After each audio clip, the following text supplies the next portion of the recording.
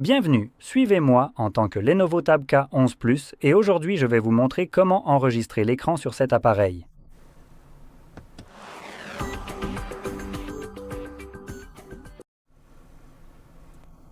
Pour commencer, vous devrez faire glisser votre doigt vers le bas depuis le haut de votre écran. Maintenant, si vous avez une séparation entre les raccourcis et les notifications, vous devrez faire glisser vers le bas spécifiquement depuis le côté droit. Moi, j'ai les deux, donc cela n'a pas vraiment d'importance. Maintenant, quelque part dans cette zone ici, nous pouvons faire glisser vers le bas dessus. Et cela va étendre la liste nous montrant un tas de raccourcis et, espérons-le, révélant notre raccourci d'enregistrement d'écran. Maintenant, si celui-ci n'est visible nulle part dans cette liste, vous pouvez en fait l'ajouter en cliquant juste ici sur cette petite case, puis en le trouvant quelque part en dessous.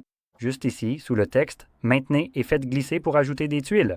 Donc, tout ce qui se trouve ici, peu importe ce que vous voulez ajouter, il suffit de le maintenir sur le texte juste au-dessus. Merci. Celui-ci ici change et vous pouvez le voir maintenant. Vous pouvez le faire glisser, le placer au-dessus de ce texte, le déposer et lorsque vous revenez en arrière, il restera à cet endroit. Donc maintenant, avec le raccourci présent dans cette liste, nous pouvons à nouveau le maintenir appuyé, du moins la première fois. Et cela va vous amener dans les paramètres. Et ici, nous cherchons l'enregistreur d'écran juste là. Et vous voudrez probablement commencer par la résolution et la régler surélevée. Je crois que élevé correspond en fait à du 1080p, donc oui, ce sera une meilleure option que probablement du 720. Nous avons aussi des raccourcis pour l'enregistrement d'écran, donc maintenez enfoncé le bouton d'alimentation et le bouton de volume haut pour commencer et arrêter l'enregistrement. C'est désactivé, on n'en a pas vraiment besoin, on a déjà le raccourci juste ici. Ensuite, nous avons la source du son. Donc, nous avons plusieurs options. Pas de son, équipement, ce qui signifie la tablette elle-même. Microphone et les deux maintenant, si vous prévoyez d'enregistrer les deux, je vous recommande d'utiliser des écouteurs ou un casque pour cela ou tout autre accessoire similaire. Car ce qui se passe généralement, c'est que lorsque vous enregistrez les deux, le son du système est enregistré en interne, puis il est diffusé par les haut-parleurs après avoir déjà été enregistré. À ce moment-là, le microphone pourrait le capter une seconde fois, ce qui créerait un effet d'écho indésirable. Sur votre enregistrement d'écran, et nous avons également l'option d'afficher les positions de toucher, cela enregistrera un point gris semi-transparent à l'endroit où votre doigt touchait l'écran. Je vais activer cette option juste pour que vous puissiez voir à quoi cela ressemble sur l'enregistrement. Donc, une fois que tout est configuré, vous pouvez simplement fermer ceci. Retrouvons l'interrupteur une fois de plus et appuyez simplement dessus cette fois-ci. Et vous voyez, il est juste ici. Nous allons donc cliquer sur le cercle rouge, ce qui lancera l'enregistrement et tout ce que vous ferez maintenant sera enregistré. Je voudrais voir si nous avons des applications un peu nulles ici, mais on dirait que non. Bon, je vais simplement en ouvrir une. Voyons, par exemple, Fichier, juste ici.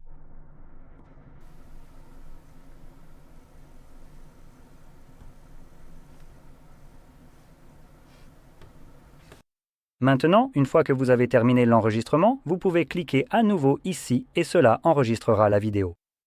Et nous pouvons cliquer sur le X pour enlever cette superposition. Donc maintenant, pour visionner l'enregistrement d'écran, ouvrez votre application Photos. Et il se peut que vous voyiez votre enregistrement d'écran sur la première page. Mais en réalité, si vous êtes connecté à un compte Google, il est probable que non. Ce que vous verrez à la place, c'est Collection, je pense, comme un onglet juste ici. Et lorsque vous cliquez dessus, dans cette collection, il y en aura une appelée Screen Recorder. Donc ce sont en fait des albums. Maintenant, vous pouvez voir le texte juste ici.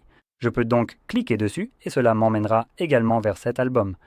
Mais ceux-ci disparaissent dans cet onglet en particulier, c'est-à-dire l'onglet Photos lorsque vous êtes connecté à votre compte Google. Et de toute façon, à partir d'ici, nous pouvons simplement regarder notre enregistrement d'écran. Maintenant, je voudrais rapidement parler d'une chose de plus que je n'ai pas vraiment pu montrer ici. Mais il se peut que vous en fassiez l'expérience de temps en temps, car certaines applications choisissent de bloquer les enregistrements d'écran et les captures d'écran. C'est la même fonctionnalité qui est utilisée à la fois pour les captures d'écran et les enregistrements d'écran, donc ils ne font qu'un seul blocage pour les deux. En gros, maintenant, C'est généralement fait pour protéger la vie privée et la sécurité de l'utilisateur, c'est-à-dire vous. Et c'est principalement utilisé par les applications bancaires, car les applications bancaires détiennent évidemment généralement vos fonds. Donc c'est plutôt bien qu'elles essaient de les protéger. Et si jamais, d'une manière ou d'une autre, vous parvenez à avoir un virus sur votre tablette, par exemple, utilisez des captures d'écran ou des enregistrements d'écran pour essayer de voir quel type de code PIN ou de mot de passe vous utilisez pour vous connecter, disons, à votre banque. Vous pouvez imaginer à quel point cela serait très mauvais pour la sécurité de cette application. Donc, lorsque vous ouvrez cette application et que vous devez vous connecter, un malware aussi nul essaierait d'obtenir ces informations. Ce qu'il obtient, c'est tout simplement un écran noir lors de l'enregistrement quand cette application est ouverte. Et il est même impossible de faire des captures d'écran. Donc ça, c'est vraiment appréciable. Mais je tiens à préciser qu'il y a d'autres applications qui n'ont aucune raison d'utiliser cela, comme les plateformes de streaming.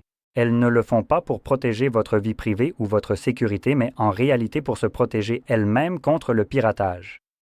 Et ils font en sorte que ce soit à vous, sur votre appareil que vous avez payé, de les protéger contre ce genre de choses. Vous ne devriez absolument pas vous soucier des problèmes de piratage d'une plateforme. C'est vous qui les payez, vous n'êtes pas responsable de leur sécurité.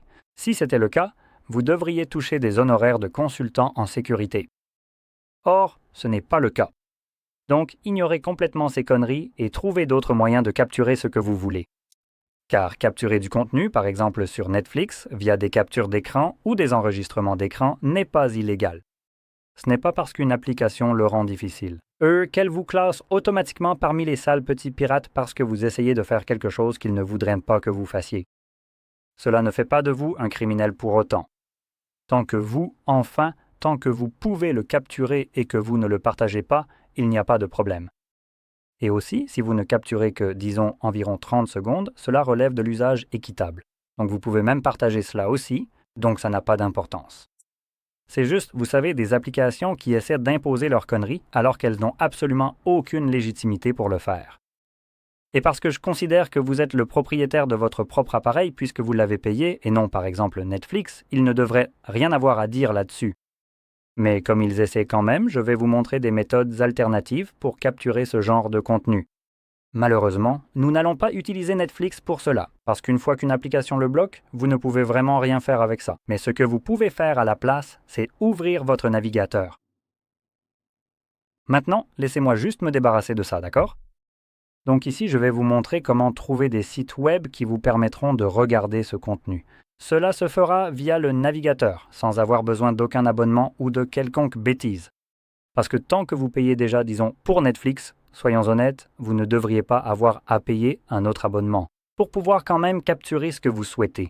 Et c'est, vous savez, des captures d'écran et ce genre de choses, vous pouvez partager comme vous le voulez. Ce n'est littéralement pas illégal, ce n'est pas du piratage, donc vous n'avez rien à craindre. Et si vous payez déjà pour ce contenu sur Netflix que vous essayez de capturer en ce moment avec cette méthode, encore une fois, vous payez déjà pour le service, donc ce n'est pas vraiment du piratage. Maintenant, ce que je vais vous montrer ici, c'est une sorte de, disons, terme de recherche. Je vais utiliser Pstream, Stream et .move comme terme de recherche maintenant. Pstream était un site que j'utilisais pour montrer, mais il ne fonctionne plus aujourd'hui. Ce n'est pas parce que ce site a été supprimé que les informations derrière ne sont plus accessibles. Donc, en cherchant des alternatives à celui-ci, je peux trouver d'autres sites qui permettent exactement la même chose. De plus, vous pouvez aussi essayer de rechercher des choses comme, par exemple, alternatives gratuites à Netflix ou Hulu, peu importe la plateforme que vous utilisez, n'est-ce pas? Et principalement, vous allez chercher sur Reddit. Techniquement, vous pouvez regarder les résumés générés par l'IA, mais cela ne vous apportera absolument rien. La seule bonne recommandation ici, d'après ce que je peux voir, c'est Streamio. Juste ici. Mais ça, en soi, ce n'est même pas si génial.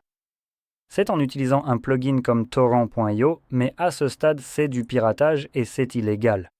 Donc je ne vais pas en parler ni le recommander parce qu'ici, nous avons de meilleures options. Quand vous cliquez dessus, vous pouvez voir qu'il y a des utilisateurs formidables qui vous donnent essentiellement quelques options juste ici. Donc des liens vers différents sites qui font la même chose. Et comme je l'ai dit, selon la façon dont vous faites votre recherche, vous pouvez trouver ici différents exemples menant à différents sites. Et c'est bien parce qu'ils ne fonctionnent pas tous de la même manière. Certains sont agaçants, nuls. Il y en a qui ont beaucoup de publicité, essayant, vous savez, de générer autant de revenus publicitaires que possible. Donc il vaut probablement mieux éviter ceux-là. Ils sont juste agaçants, même s'ils fonctionnent. En gros, c'est encore plus nul que le Netflix déjà pourri ou autre chose, non? Donc autant en trouver un qui fait bien le boulot et qui n'essaie pas d'ouvrir un nouvel onglet. Qui vous redirige à chaque foutu clic sur l'écran. Juste pour pouvoir, vous savez, générer des revenus publicitaires à chaque interaction littérale. Vous payez déjà pour ce foutu service, alors autant ne pas le payer aussi avec votre temps.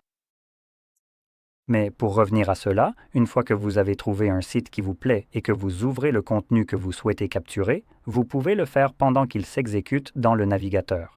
Et les navigateurs ne le bloquent pas. Donc, tout ce que vous ouvrez dedans, vous êtes libre de le capturer. Bref, cela étant dit, j'espère que vous avez trouvé cela très utile. Et si c'est le cas, n'oubliez pas de liker, de vous abonner et merci d'avoir regardé.